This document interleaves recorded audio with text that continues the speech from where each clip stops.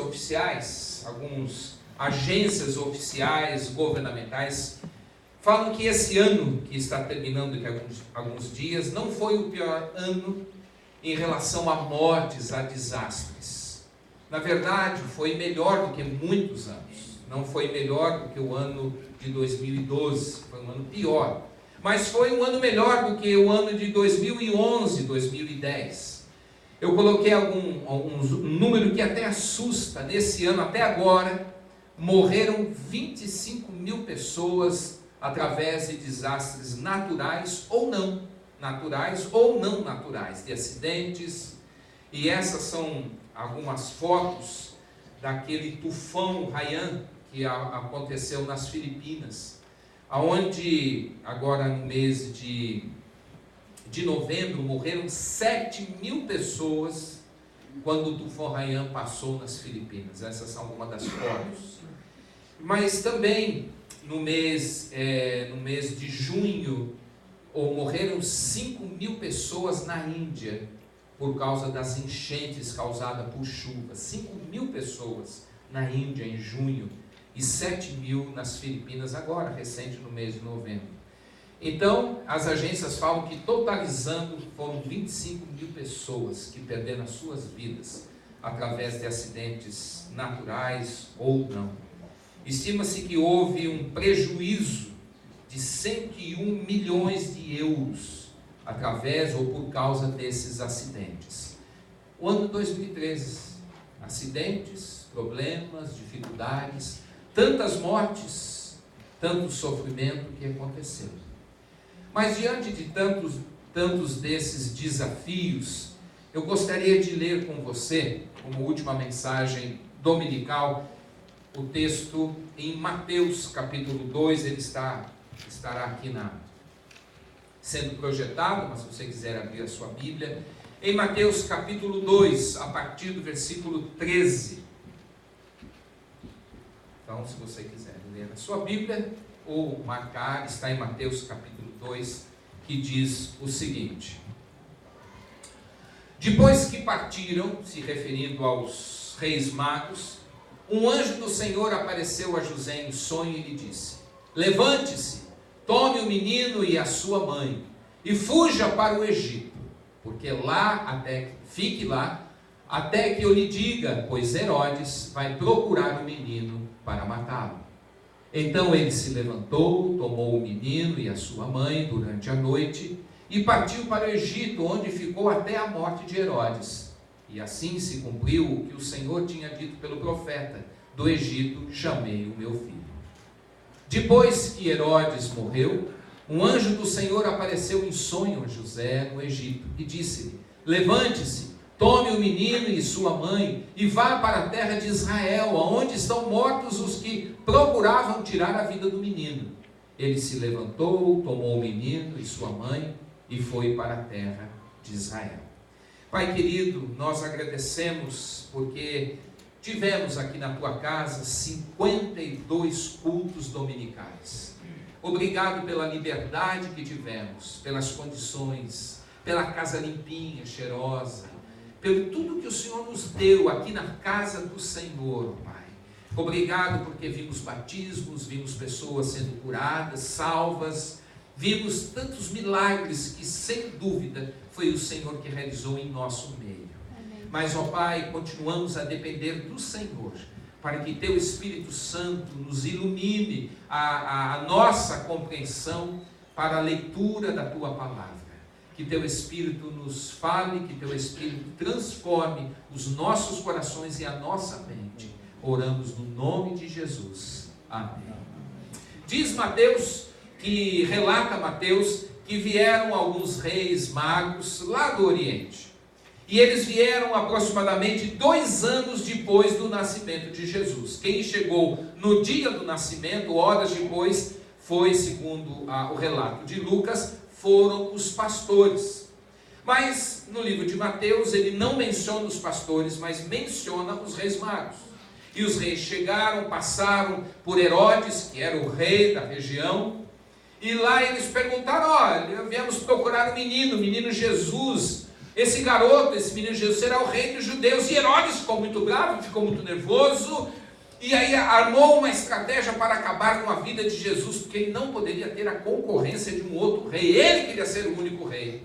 E diz o relato bíblico que eles foram onde Jesus estava, mas no compromisso de voltarem a Herodes e falar: Herodes, o menino, o rei dos judeus que nasceu, que tem aproximadamente 2 anos, ele está naquele local.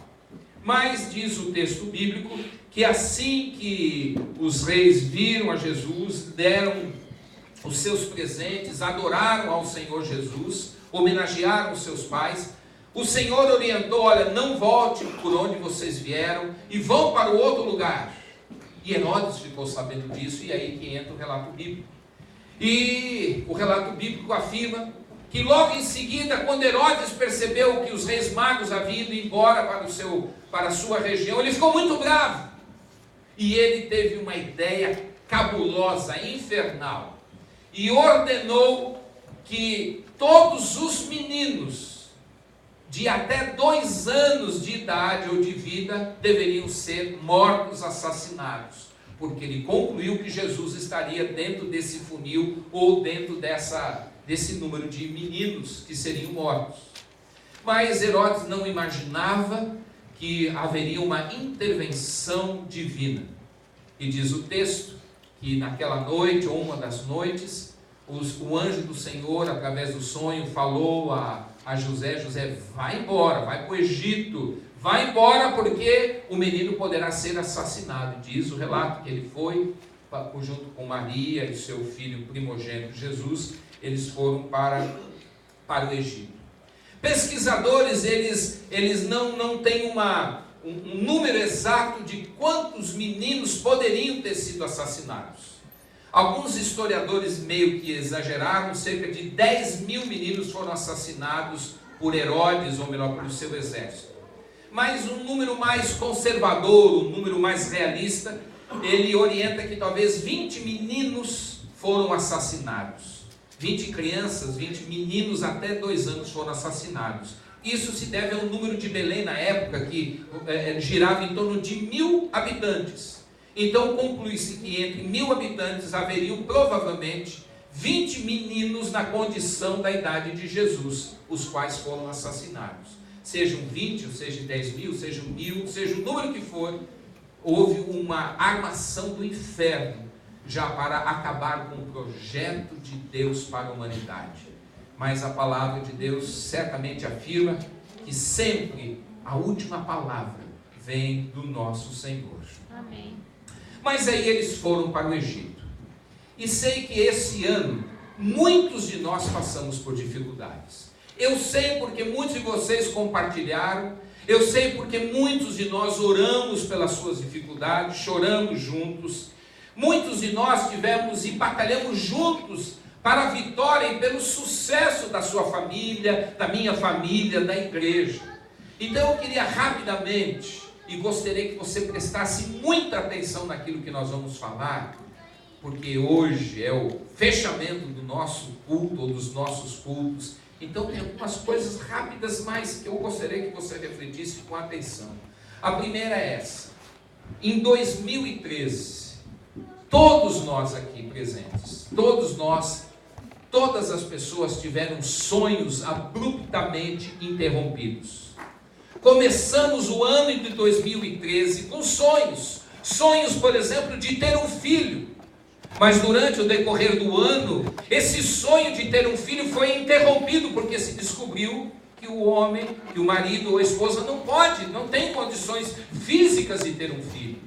Outros começaram na expectativa de juntar dinheiro, de poder pagar as suas dívidas diante do planejamento que estava diante dele. Mas durante o ano de 2013, a pessoa ficou desempregada, a pessoa ficou sem condições de comprar a casa e ainda contraiu mais dívidas por causa talvez do desemprego. E sonhos foram abruptamente interrompidos. Outros que sonhavam em chegar ao final do ano de 2013, por exemplo, vendo a sua esposa, vendo o seu marido, mas quis o destino, quis o Senhor levar a esposa e o seu marido para si, e aí o sonho de envelhecer juntos foi abruptamente interrompido. Todos nós aqui, numa intensidade ou em outra intensidade, em valores humanos ou valores monetários, todos nós tivemos durante o ano de 2013 sonhos que foram abruptamente interrompidos. Todos nós aqui choramos e lamentamos por situações das quais não tem mais volta, que interromperam os nossos projetos, pelo menos para o ano de 2013. E foi isso que aconteceu nas Filipinas. 25 mil pessoas, eram 25 mil sonhadores, eram 25 mil pessoas que tinham familiares que os viram morrer da noite para o dia, que os viram morrer afogados, esmagados pelos destroços do tufão. É muita gente. Por isso, eu queria lembrar a mim e a você, que nós, que você e que eu, não fomos os únicos que tiveram sonhos que não se realizaram no ano de 2013. Sejam grandes sonhos ou pequenos sonhos. Seja o sonho de entrar numa universidade ou sonhos de sair da universidade. Todos os seres humanos tiveram sonhos que foram abruptamente interrompidos. E sabe uma coisa? Na maior parte desses sonhos, nós não tivemos culpa. Foram outras pessoas que decidiram e nos prejudicaram. Foram circunstâncias da natureza, como aconteceu, como já mencionei, na Índia e nas Filipinas, ou agora recente lá no estado do Espírito Santo, nesses últimos dias. Sonhos que foram interrompidos, casas que foram destruídas, pessoas que morreram, sonhos que se foram, que não foram culpas delas, mas foi questões da natureza, coisas imprevisíveis, muitas vezes. E assim é que aconteceu com José e Maria. José e Maria, quando tiveram o seu filho primogênito, tomaram nos braços, receberam a visita inesperada dos pastores. E depois de 2 anos receberam uma outra visita inesperada dos reis lá do Oriente, de homens sábios e ricos. Eles devem ter imaginado: uau, quanta coisa boa acontecendo. Nós vamos sonhar em ficar aqui na região de Belém, e vamos criar o nosso filho, vamos ter outros filhos. Mas abruptamente, através de um sonho, Deus falou: olha, vocês não podem ficar aqui, porque senão o seu filho será assassinado. E eles rapidamente tiveram os seus sonhos abruptamente interrompidos. Não se lamente porque você não conseguiu alcançar alguns objetivos nesse ano. Nós precisamos parar de valorizar mais aquilo que não alcançamos do que aquilo que já temos. A nossa tendência é valorizar aquilo que ainda não alcançamos, mas esquecemos de tudo aquilo que Deus já nos deu nesse ano. E nos lamentamos daquilo que por N motivos não alcançamos. Mas quando olhamos para aquilo que ainda não temos, esquecemos de tanta coisa maravilhosa que o Senhor já nos deu. O ano de 2013 foi um ano de que muitos sonhos foram abruptamente interrompidos. Mas se você parar e olhar para os 360 e tantos dias para trás, você vai perceber que não faltou comidinha na sua mesa, que não faltou roupinha limpa e cheirosa. Talvez faltou perfume para tirar o mau cheiro, mas não foi por culpa de Deus, é você que não toma banho mesmo. Mas não faltou coisas básicas, não faltou tanta coisa maravilhosa, não faltou árvore de Natal, não faltou uma igreja limpa, não faltou amigos, não faltou a liberdade de estudarmos a Bíblia. Uau! Tanta coisa que Deus nos deu. Mas, em 2013, todas as pessoas, todos aqui, todos do mundo tiveram sonhos que foram abruptamente interrompidos. Mas outra coisa que eu quero compartilhar é que em 2013, muitos foram para o exílio. Para entendermos o que eu quero dizer, exílio, segundo o dicionário, vem do latim exilium, que significa banimento. A pessoa que é banida do seu lugar, da sua casa, da sua nação. É o estado de estar longe da própria casa, onde a pessoa é obrigada a sair da sua casa ou da sua nação. Mas também ela pode tomar a iniciativa de sair da onde ela estava por motivos que ela mesma decidiu. Então, muitos de nós, durante o ano de 2013, nós fomos para algum exílio.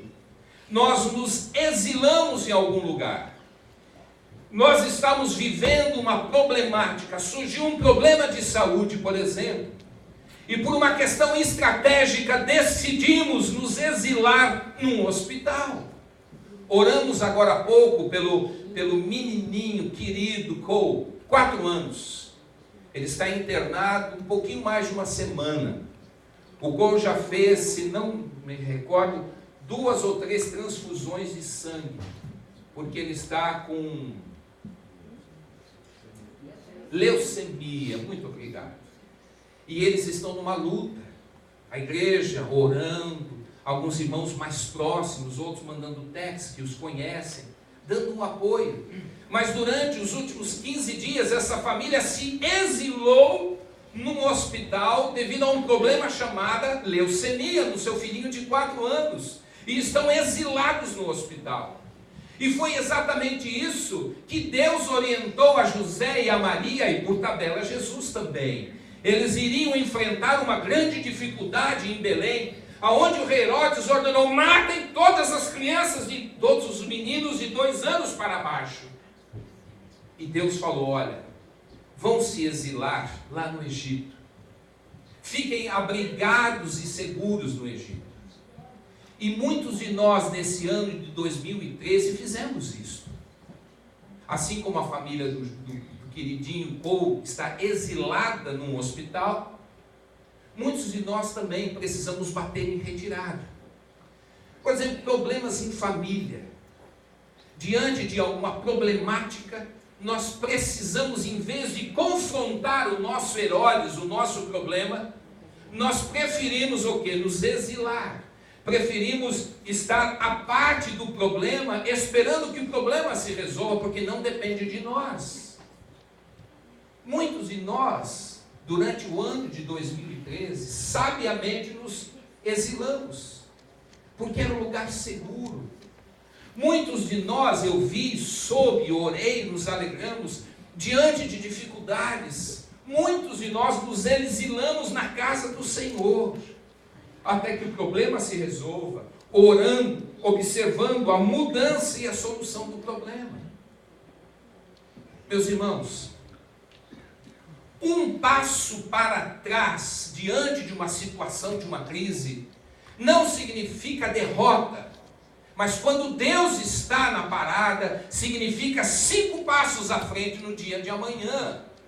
Recuarmos diante de uma dificuldade não é falta de coragem, não é covardia, mas é autodisciplina e confiança no Deus em quem nós servimos. Gente, era José e Maria que estavam cuidando do próprio Filho de Deus. Por nenhum momento o Senhor orientou aquele casal e falou: enfrente Herodes, porque é o meu filho. Não. O que eles fizeram? Eles se adaptaram à situação. Nem sempre o confronto direto com uma crise é mais benéfico para nós.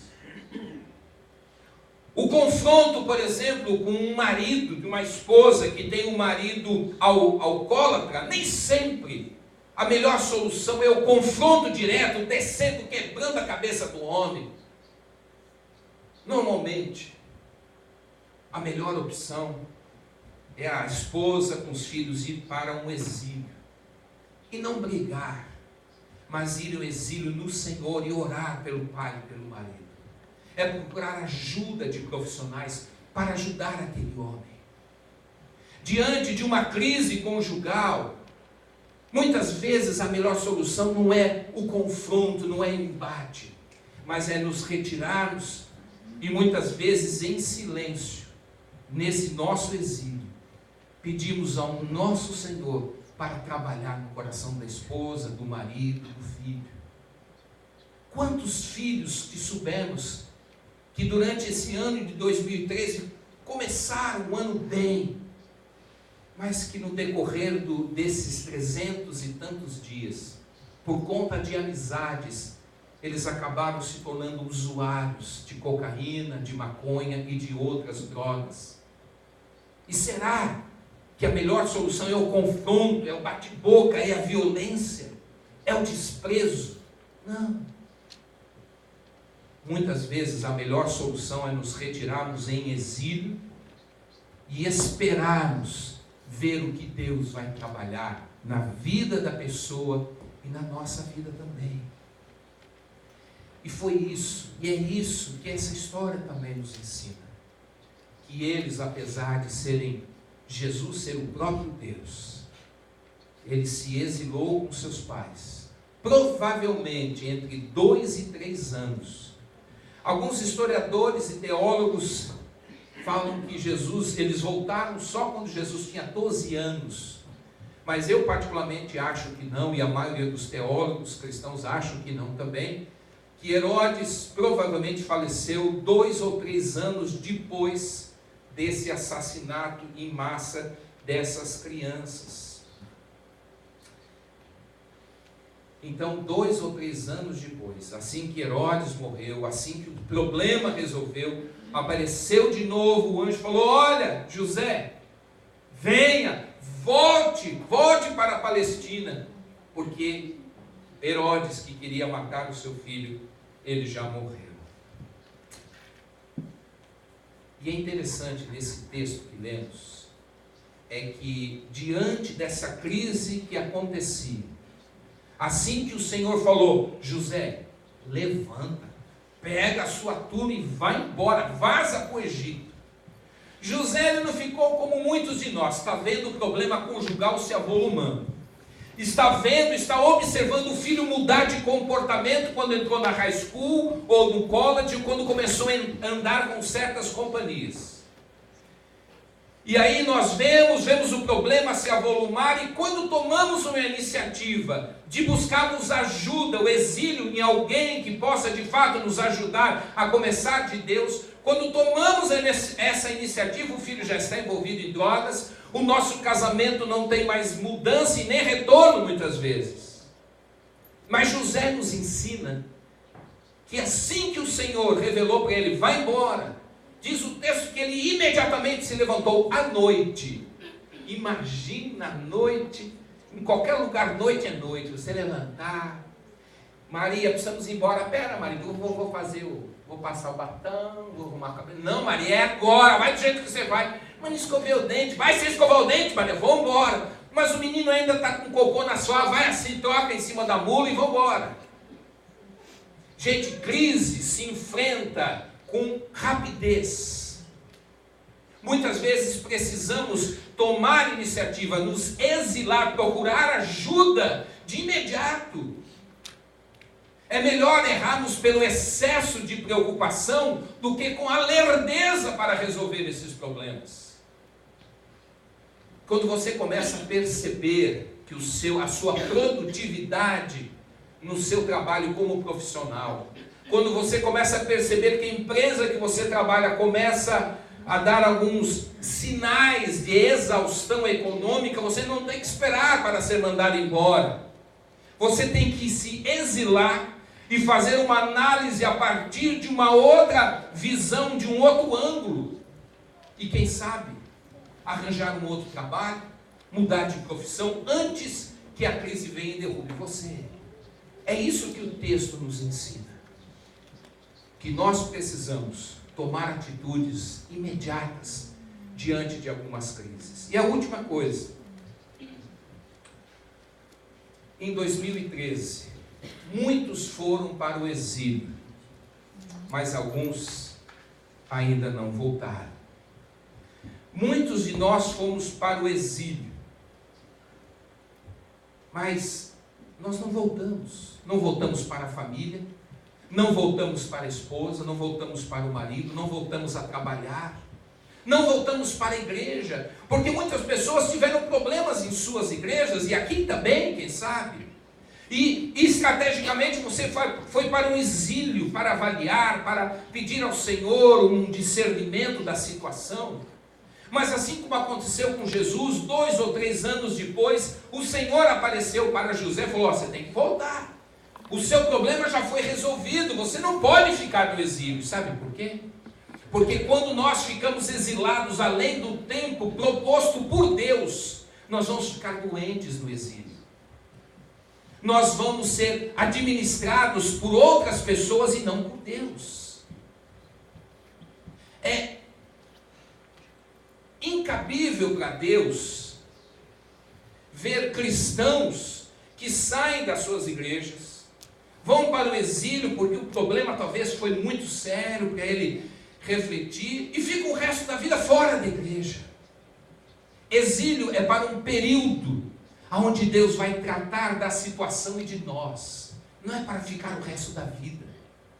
Esposas que por problemas com seus maridos decidiram se exilar, elas não podem ficar o resto da vida aqui, senão o marido vai arranjar outra mulher, pois a culpa vai ser dele, não vai ser dele.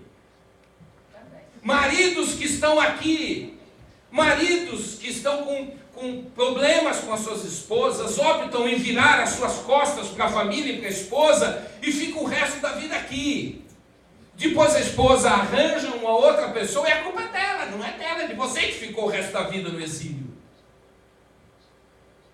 Pessoas que tiveram problemas profissionais, que decidiram se exilar, e ficam o resto da vida estudando, mas nunca produzem nada na área profissional. Exílio é para ficar um tempo de renovo, de restauração, para podermos voltar, e podemos voltar ao nosso cotidiano. Voltarmos ao cotidiano da família, ao cotidiano da espiritualidade, do relacionamento em igreja, do relacionamento na própria sociedade. Esse período foi muito importante na vida de Jesus e da família, porque cumpriu a sua missão, cumpriu a função que tinha, que era trazer segurança a Jesus e a família que estava em exílio.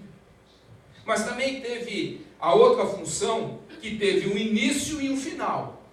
Houve um momento onde José, Maria e Jesus foram para o exílio no Egito, mas houve um momento onde eles voltaram para o cotidiano. E se você observar na sequência do relato de Mateus, em seguida já menciona que o primo de Jesus, João Batista, começou a preparar o caminho para Jesus vir e desenvolver o seu ministério. Passado algum tempo, Jesus se batizou e começou o seu ministério. Imagine se José e Maria não tivessem ouvido o Senhor falando: volta para o cotidiano. O ministério de Jesus não teria existido.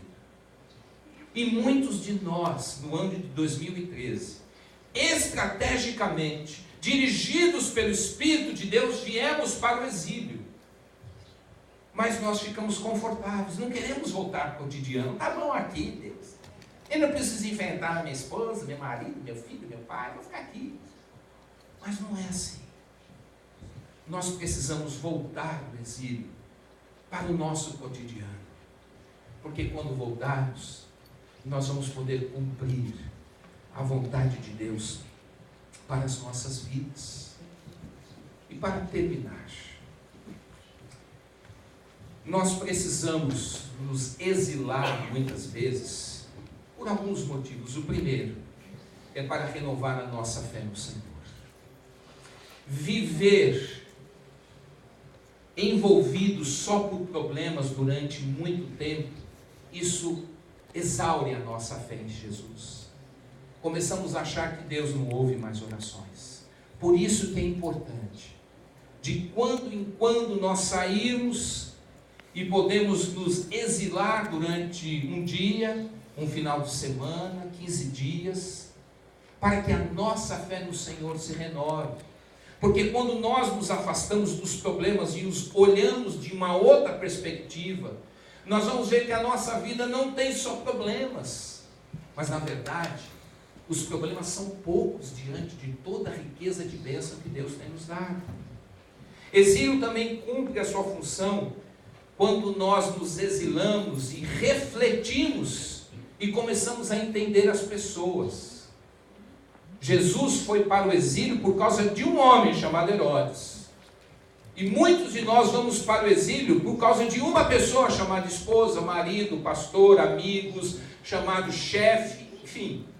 Mas quando nós vamos para o exílio e começamos a avaliar e fazer uma reflexão, nós vamos começar a entender que o problema não é só da esposa, mas é meu como marido. E vou começar a entender que a minha esposa age daquele jeito porque eu ajo e provoco aquela reação dela. E quando eu estou no exílio, eu começo a entender a minha esposa, o meu marido, os meus pais, o meu chefe, e quando eu voltar, eu vou ter a condição, pelo fato de ter entendido, de abraçar aquela pessoa e perdoá-la. Talvez não aceitar as atitudes, mas quando eu entendo as atitudes dela, eu vou ter facilidade de perdoar esta pessoa.